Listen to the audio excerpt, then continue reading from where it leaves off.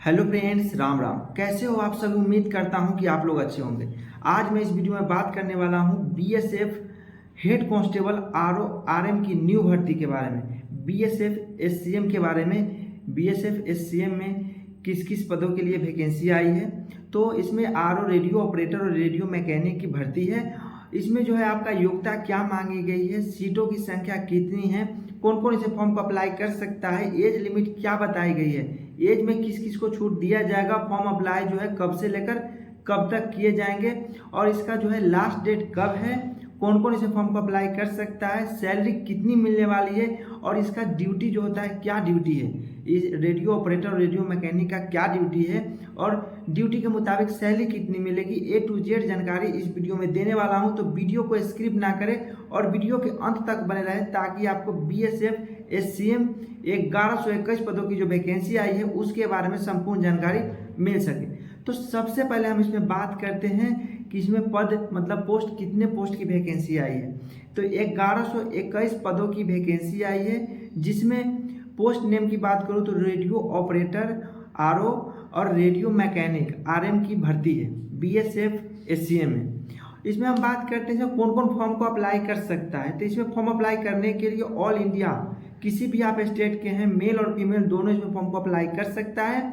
और इसमें योग्यता की बात करें तो योग्यता इसमें 10वीं पास प्लस आईटीआई, सिर्फ 10वीं पास पे नहीं है, 10वीं पास प्लस आईटीआई उस ट्रेड, वो जो भी पोस्ट है उसके मुताबिक आपका आईटीआई में ट्रेड होना चाहिए। तो उसी हिसाब से आपका इसमें मांगा गया है योग्यता 10वीं प्लस आईटीआई।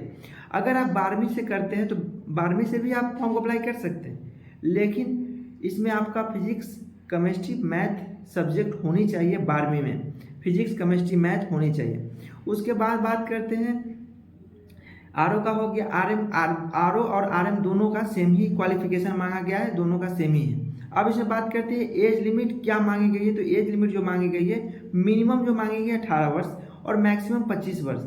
छूट जिसको दिया जा रहा है, जैसे कि आप ओबीसी से हैं तो उसमें छूट मिलेगा, लेकिन जो जनरल हैं उनके लिए 18 वर्ष से लेकर के 25 वर्ष एज लिमिट है। ओबीसी को 3 वर्ष दिया जाएगा, एससी एसटी को 5 वर्ष दिया जाएगा। तो ओबीसी को एज हो जाएगा 18 वर्ष मिनिमम और मैक्सिमम हो जाएगा 28 वर्ष। वही बात करूँ एससी एसटी का तो 18 वर्ष मिनिमम हो जाएगा और 30 वर्ष मैक्सिमम, 18 से 30 वर्ष हो जाएगा इसमें एससी एसटी के लिए। ये हो गया एज की। रेडियो ऑपरेटर का बात करूँ कितना पदों की वैकेंसी आई है, तो 2 अलग अलग पोस्ट है, जिसमें रेडियो ऑपरेटर के लिए 910 पदों की वैकेंसी है। टोटल जो है 1121 पद है, जिसमें से रेडियो ऑपरेटर आरओ का 910 पदों की वैकेंसी है।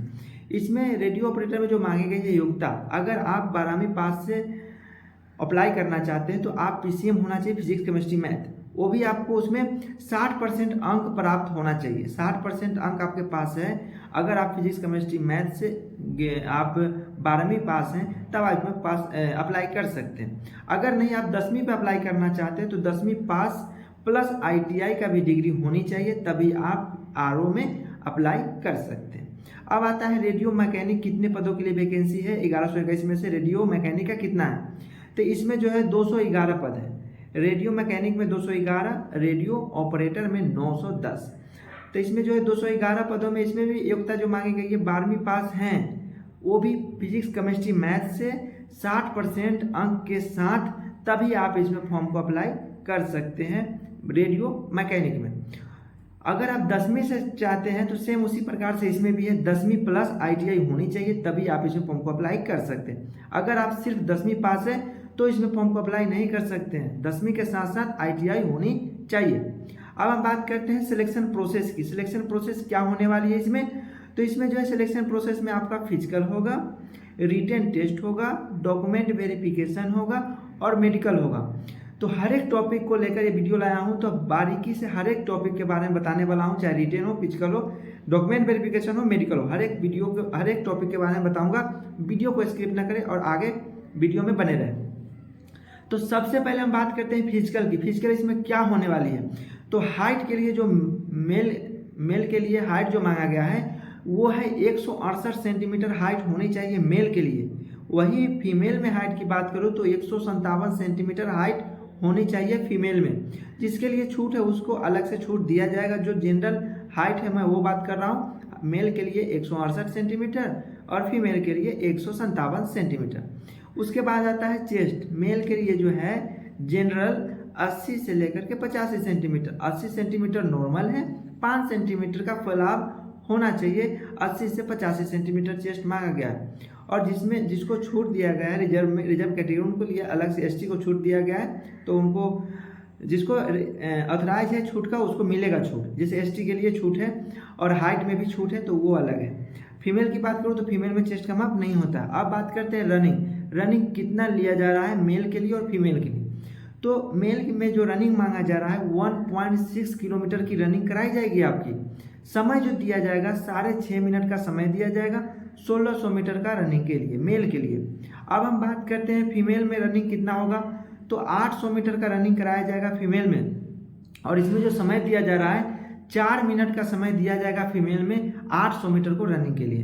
अब हम बात करते हैं लॉन्ग जंप।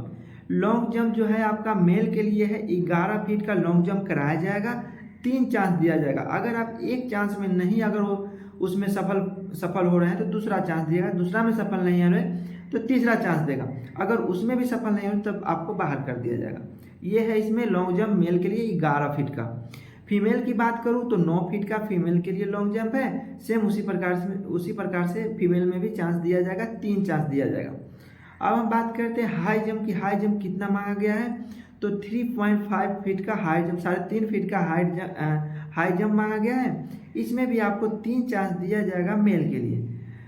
अब है फीमेल में हाई जंप कराया जाएगा। इसमें जो है 3 फीट का हाई जंप होगा और इसमें भी 3 चांस दिया जाएगा हाई जंप के लिए। 3 चांस में पास नहीं करते हैं तब जाके आपको डिस्क्वालीफाइड किया जाएगा। ये हो गया आपका फिजिकल। अब हम बात करते हैं एग्जाम की। एग्जाम पैटर्न क्या होने वाला है, रिटेन टेस्ट में किस किस सब्जेक्ट से क्वेश्चन पूछेंगे, कितना क्वेश्चन पूछेंगे, समय कितना मिलेगा, नेगेटिव मार्किंग होगी या फिर नहीं होगी, A to Z exam pattern के बारे में बताने वाला हूँ। तो इसमें जो है फिजिक्स से आपको क्वेश्चन पूछेगा 40 क्वेश्चन। एक क्वेश्चन जो होगा इसमें पूछा जाएगा 2 नंबर के पूछा जाएगा, तो 40 क्वेश्चन फिजिक्स से पूछा जा रहा है 80 नंबर का। मैथ से 20 क्वेश्चन पूछा जाएगा 40 नंबर का। केमिस्ट्री से 20 क्वेश्चन पूछा जा रहा है 40 नंबर का। इंग्लिश एंड जीके से पूछा जा रहा है 20 क्वेश्चन 40 नंबर का। टोटल जो क्वेश्चन पूछा जा रहा है आपको 100 क्वेश्चन पूछा जाएगा। 200 नंबर के होंगे क्योंकि एक क्वेश्चन 2 नंबर के होंगे। इसमें जो समय दिया गया है 2 घंटे की समय दिया गया है। 1/4 की नेगेटिव मार्किंग ली जाएगी। ये हो गया इसमें एग्जाम पैटर्न की। अब हम बात करते हैं आवेदन शुल्क कितना लगेगा। तो आवेदन शुल्क जो है आपका जनरल OBC EWS का 100 रुपया लगेगा। SC ST का फ्री में आवेदन कर सकते हैं। अब हम बात करते हैं अप्लाई कैसे किया जाएगा। तो अप्लाई करने का मेथड जो है ऑनलाइन फॉर्म अप्लाई किए जाएंगे और फॉर्म अप्लाई हो रहे हैं। फॉर्म अप्लाई स्टार्ट है। जो इसमें फॉर्म को अप्लाई नहीं किए हैं, अगर ये जो योग्यता बताया हूँ योग्यता आपके पास है तो फॉर्म जरूर अप्लाई करें, क्योंकि RO RM की जो जॉब है बहुत ही बेस्ट होती है। एक GD के जॉब से बहुत ही कई गुना ज़्यादा अच्छी होती है एक RO RM की जॉब।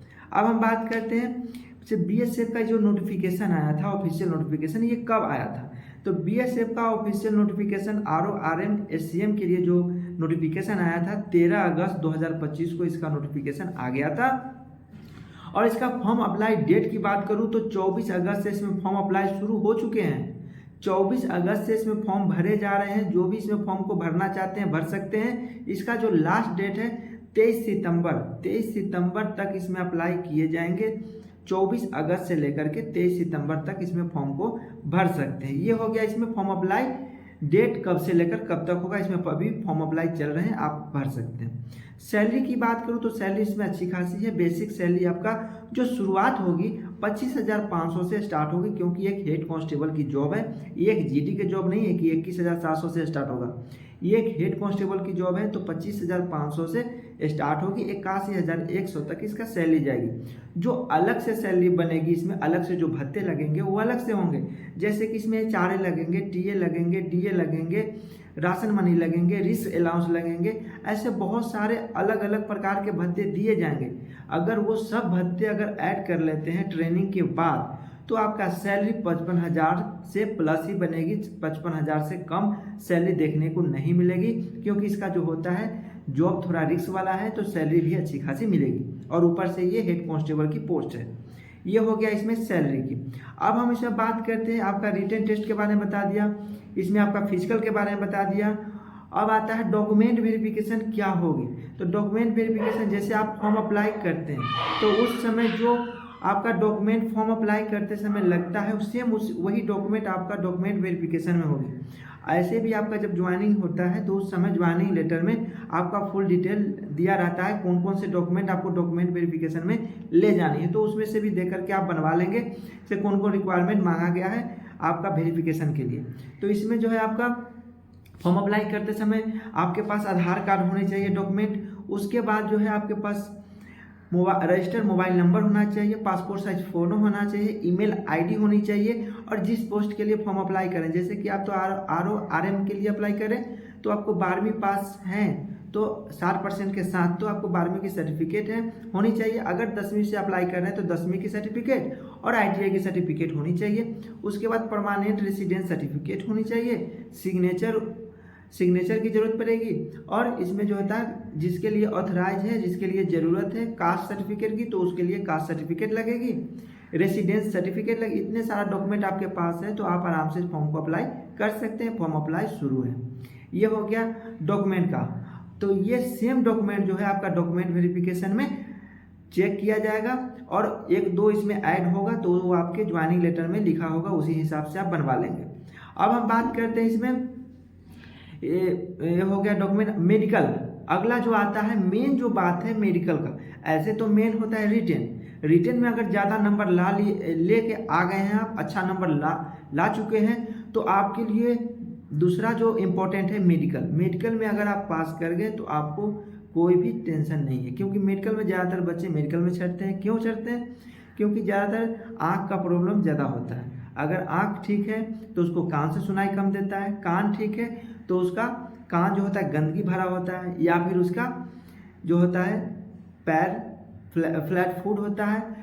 मेडिकल में ध्यान देने वाली क्या बात है से आप उसमें पास कर सकते हैं। तो जो मेडिकल में ध्यान देने वाली इंपॉर्टेंट बात है, मेन जो है आँख का प्रॉब्लम आपके पास नहीं होना चाहिए। जैसे कि कलर ब्लाइंडनेस आपके पास है तो उसमें दिक्कत हो सकती है।